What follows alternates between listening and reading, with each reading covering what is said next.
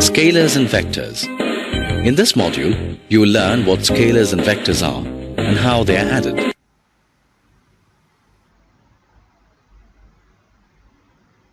Physical quantities are of two types: scalar quantities and vector quantities.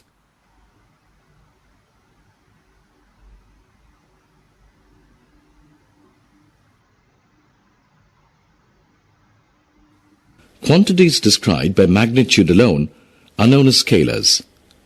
Let's look at some examples of scalar quantities. Distance. The physical separation between two objects at any given time, described numerically, is called distance. The athlete has run a distance of 400 meters. Speed. The total distance of a body covered in a unit time is called its speed. The car is moving with a speed of 60 kilometers per hour. Temperature. The property of a body showing how hot or cold it is called temperature. Water boils at 100 degrees Celsius. Capacity of a hard disk. The volume of data that can be stored in the disk is called its capacity. The capacity of the disk is 640 megabytes. These are scalar quantities, as their change does not depend on the direction or place where they are.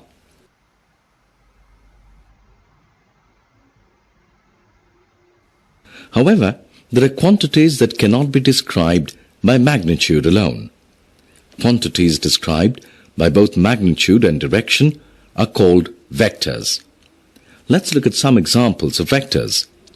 Displacement. The distance covered in a specific direction is called displacement. The displacement of the car is 10 kilometers in the east. Velocity. The displacement per unit time is called velocity. The car is moving with a velocity of 60 kilometers per hour towards the east. Acceleration. The change in velocity, either due to change in direction or magnitude or both, is called acceleration. The ball is falling with acceleration due to gravity. These are vector quantities, as both direction and magnitude are needed to describe them.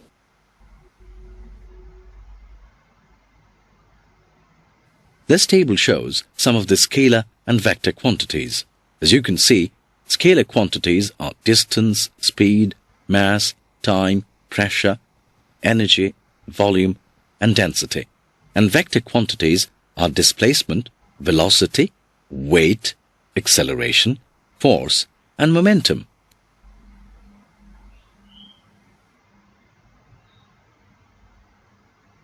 Adding scalar quantities is pretty simple. You can add them using simple arithmetic. For instance, if you add masses of 4 kilogram and 6 kilogram, you get the resulting mass as 10 kilogram. Simple, isn't it?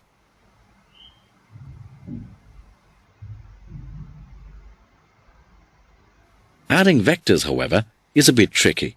This is because vectors also involve directions.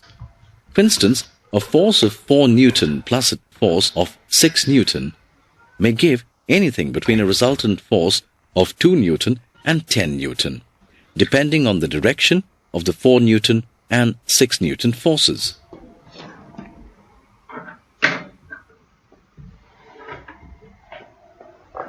Vectors that act at an angle to each other can be added graphically using the parallelogram law. The parallelogram law of vector addition states that if two vectors acting at a point are represented by the sides of a parallelogram drawn from that point, their resultant is represented by the diagonal which passes through that point of the parallelogram.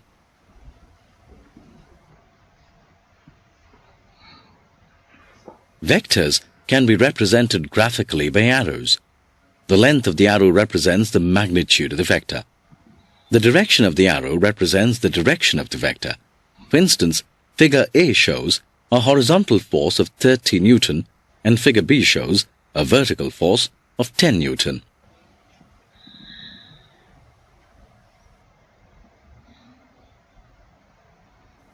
Here's an example showing how to add two vectors acting at an angle to each other. This figure shows two forces, F1 equal to 4 Newton and F2 equal to 6 Newton, acting in a body with an angle of 45 degrees between them. You have to find the resultant force.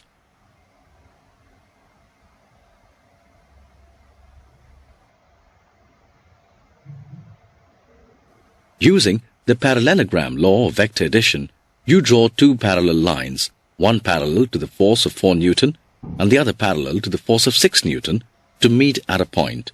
Now draw the diagonal. This is the resultant force R. It is 9.3 Newton and makes an angle of 17.8 degrees with the 6 Newton vector.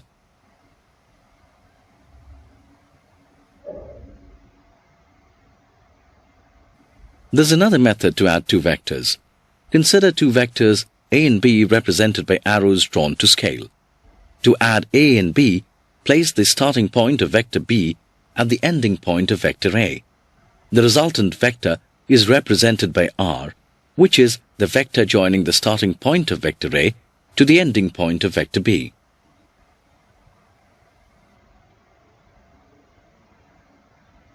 Conversely, you can obtain vector R by placing the starting point of vector A at the ending point of vector B. Now, the resultant vector R is represented by the vector joining the starting point of vector B to the ending point of vector A. Notice that the same resultant factor is obtained irrespective of whichever order the vectors are added.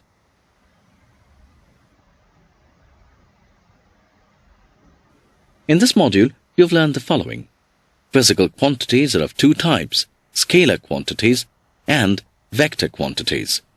Scalar quantities are quantities that have only magnitude. Vector quantities are quantities that have magnitude as well as direction. Scalar quantities can be added using simple mathematics. Parallel vectors can be added easily. However, vectors acting at an angle can be added graphically using the parallelogram law of vector addition.